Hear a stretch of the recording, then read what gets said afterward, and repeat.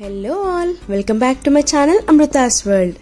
So Telangana special boti fry రెసిపీతో మీ ముందుకు వచ్చేసాను. లేట్ ఎందుకు, చూసేద్దాం పదండి. సో ఫస్ట్ ఇక్కడ నేను 1 kg బోటీ తీసుకున్నాను. బొంత ఏదైతే ఉంటుందో దాన్ని కట్ చేయనివ్వకండి, ఎందుకో తర్వాత చెప్తాను మీకు. దీన్ని ఒకసారి వాష్ చేసుకొని వాటర్ వేసుకొని సాల్ట్ వేసుకొని స్టవ్ పైన పెట్టి దీన్ని కొద్దిసేపు ఉడకనిద్దాము. ఇది కొంచెం ఉడికిన తర్వాత బొంతను తీసి ఇట్లా పట్టుకొని దీన్ని పైన స్పూన్తో కానీ నైఫ్తో కానీ అంటే ఇట్లా బ్లాక్ది దానిపైన లేయర్ అంతా వచ్చేస్తుంది. దీన్ని ఇలా క్లీన్ చేసుకోవాలి. దీన్ని వాడు ముందే కట్ చేస్తే క్లీన్ చేయలేం. సో పక్కన ఆనియన్స్, మిర్చి అండ్ కరివేపాకు ఇవన్నీ కట్ చేసుకొని రెడీగా పెట్టుకుందాము. ఈలోపు అక్కడ అవి క్లీనింగ్ చేసేసుకొని నీట్గా వాష్ చేసుకొని పెట్టుకుందాం. సో ప్రెషర్ కుక్కర్ పెట్టుకొని అందులో సరిపడా ఆయిల్ పోసుకొని, ఫ్రైకి కొంచెం ఎక్కువగానే పడుతుంది. ఇందులో ఏమీ మసాలా వేయట్లేదు నేను ఇప్పుడు, ఓన్లీ ఆనియన్, మిర్చి అండ్ కరివేపాకు ఈ 3 వేసి చూడండి మొత్తం వేసేసాను. కొద్దిగా మిక్స్ చేసేద్దాం. దీన్ని కలుపుకున్నాక ఇందులోనే ఫస్టే మనము కొద్దిగా పసుపు అండ్ సాల్ట్ కూడా ఇప్పుడే వేసేస్తాను. సాల్ట్ అండ్ పసుపు ఈ 2 వేసుకొని దీన్ని నీట్గా మిక్స్ చేసుకుందాం. చూడండి 2 స్పూన్స్ సాల్ట్ వేసాను నేను, సరిపడా, మీకు తగినంత వేసుకోండి. సాల్ట్ పసుపు వేసుకున్న తర్వాత దీన్ని నీట్గా మిక్స్ చేసుకొని దీన్ని గోల్డెన్ బ్రౌన్ లైట్గా కలర్ వచ్చేంత వరకు ఫ్రై చేసుకుందాం. సో ఈ మాత్రం ఫ్రై అవుతే చాలు, మరీ డార్క్గా చేసుకుంటే స్వీటిష్ వచ్చేస్తుంది కర్రీ అంతా, స్వీట్ కలర్. సో ఇది ఫ్రై అయింది కదా, చూడండి ఆయిల్ కూడా సపరేట్ అవుతుంది లైట్గా. ఈ మాత్రం ఫ్రై అయితే సరిపోతుంది.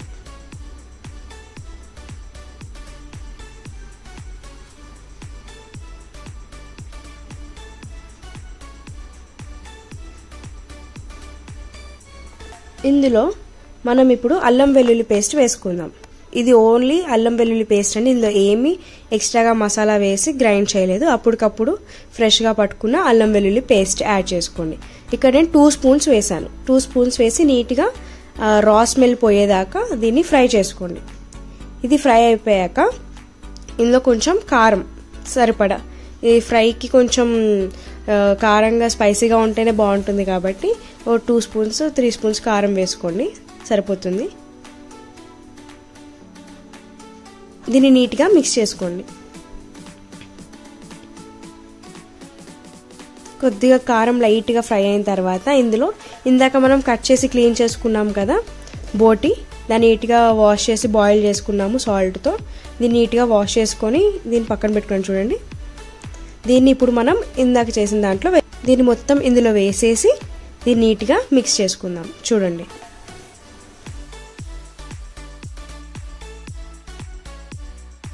అసలు బోటీ కూర నచ్చని వాళ్ళు అంటూ ఉంటారు అంటే నేను నమ్మలేనండి. ఎందుకంటే ఇది తెలంగాణ వాళ్ళందరికీ ఫేవరెట్ అనే చెప్పాలి. మెయిన్గా ఈ ఫ్రై మాత్రం మిస్ అవ్వకండి, చాలా బాగుంటుంది. సో మనం ఇక్కడ వేసుకొని దీన్ని నీట్గా మిక్స్ చేసేసుకున్నాం కదా, దీన్ని కొంచెం సేపు ఫ్రై అవనిద్దాము. ఇట్లాగే కొద్దిగా ఆయిల్ పైకి తేలే వరకు దీన్ని ఫ్రై చేసుకుందాం. సో ఇది ఫ్రై అవుతుండగా మనం మసాలా ప్రాసెస్కి వెళ్దాం. సో మసాలా కోసం ఇక్కడ నేను చిన్న కొబ్బరి కుడకలు ఉంటాయి కదా, ఎండు కొబ్బరి, అవి 2 తీసుకున్నాను. దీన్ని స్టవ్ పైన పెట్టుకొని ఒక 5 సెకండ్స్, ఓకేనా, జస్ట్ 5 సెకండ్స్ దీన్ని కొంచెం కాల్చుకుందాం. కొద్దిగా ఒక 5-6 సెకండ్స్ కాల్చుకుంటే కొద్దిగా లైట్గా అది బర్న్ అవుతుంది కదా, మొత్తం మాడద్దండి, కొద్దిగా బర్న్ అయితే చాలు. సో చూసారా, ఆఫ్ చేసేసాను. చూపిస్తాను చూడండి లోపల ఎంత కాలిందో.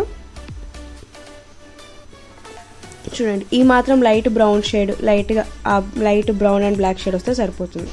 సో ఇక్కడ నేను గరం మసాలా చూపిస్తాను. ధనియాలు, జీలకర్ర, ఇలాచీ, లవంగం, పట్ట, ఓన్లీ ఈ 5 వేసి ఫస్ట్ రాగానే పౌడర్ చేసుకున్నాను. అది పక్కన పెట్టేశాక ఇందాక చూసారు కదా కొంచెం ఆయిల్ తేలేదాకా దీన్ని ఫ్రై చేద్దామని, చూసారా ఆయిల్ పైకి తేలుతుంది, కొద్దిగా ఫ్రై అయిపోయింది. ఈ మాత్రం ఉంటే సరిపోతుంది.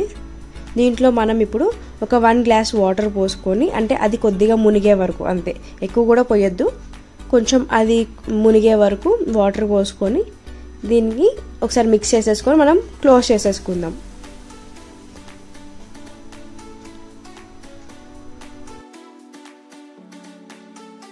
కుక్కర్ లిడ్ పెట్టేసుకొని దీన్ని ఒక 3 to 4 విజిల్స్ వచ్చే వరకు మనము విజిల్స్కి పెట్టుకుంటే సరిపోతుంది. 3 or 4. ఇందాక మనం ధనియాలు, జీలకర్ర, ఇలాచీ, లవంగం, పట్ట ఇవి పౌడర్ చేసుకున్నాం కదా. అవి పౌడర్ అయిన తర్వాత మనము కాల్చి పెట్టుకున్న కొబ్బరి కుడుకు ఉంది కదా, దాన్ని పీసెస్గా కట్ చేసుకొని ఇందులో వేసుకొని మనము ఫైన్గా పౌడర్ చేసుకుందాం. ఇదే మెయిన్ మసాలా అండి ఈ బోటీ ఫ్రైకి, అంతే. ఇంకా వేరే ఎక్స్ట్రా మసాలా ఏం వేయట్లేదు. చూసారా, గ్రైండ్ చేసుకున్న తర్వాత ఇలా ఉంది. విజిల్స్ వచ్చేసాయి, 3 విజిల్స్ అయిపోయినాయి. నేను ఇప్పుడు ఓపెన్ చేస్తున్నాను చూడండి.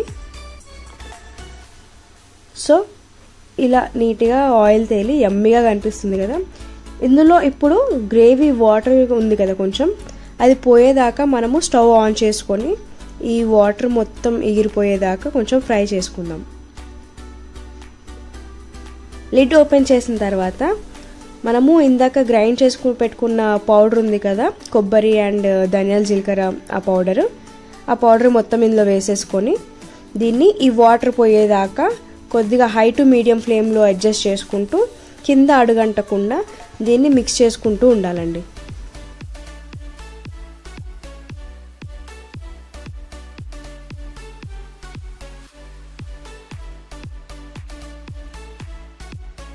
దగ్గరికి ఇట్లా ఫ్రై చేసుకుంటూ వస్తే చూసారా దగ్గర పడుతుంది కూర అంతా, ఆ వాటర్ అనేది పోవాలి. సో అలా దగ్గరే ఉండి దీన్ని మిక్స్ చేస్తూ ఉండండి.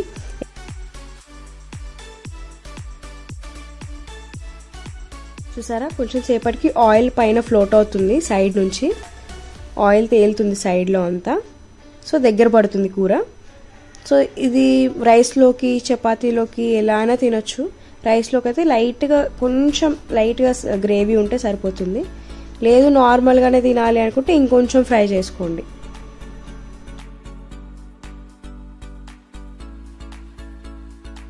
సో బగారాలోకి, రైస్లోకి, దేంట్లోకైనా బాగుంటుంది. చూసారా ఆయిల్ మొత్తం సైడ్లో ఎలా వచ్చేసిందో. సో ఆల్మోస్ట్ అయిపోయిందండి ఇది.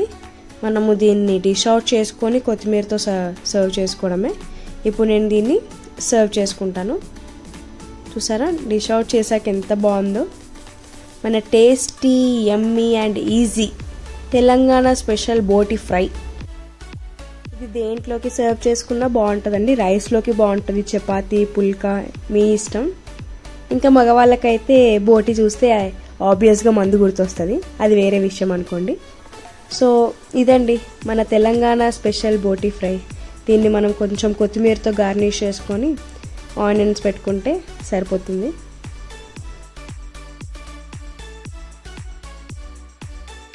ఐ హోప్ మీ అందరికీ కూడా ఈ తెలంగాణ స్పెషల్ బోటీ ఫ్రై నచ్చింది అనుకుంటున్నాను. సింపుల్ అండ్ ఈజీ రెసిపీ కదండి.